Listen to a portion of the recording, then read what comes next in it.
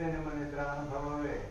ನಿದ್ರೆಯಲ್ಲಿ ನೀವು ಮುಳುಗಿದಾಗ ಅಥವಾ ನಿಮಗೆ ನಿದ್ರೆ ಬಂದು ಮುಸುಕು ಹಾಕಿದಾಗ ಕೇಸ್ ಮಾಡಿದ್ದೀರಿ ನೀವು ಒಬ್ಬರೇ ಇದ್ದೀರಿ. ಅದು ಕೂಡ ಗೊತ್ತೈತೆ ಎಲ್ಲೋ ಅದು ಇದ್ದೀರಿ. ಇದ್ದವ್ರಿಗೆ ಅದು ಬಂದೆವು ನಾವು ನೀವು ಎಲ್ಲ ಇದ್ದೀವಿ ಅಂತ ಒಪ್ಲೇಬೇಕಲ್ಲ.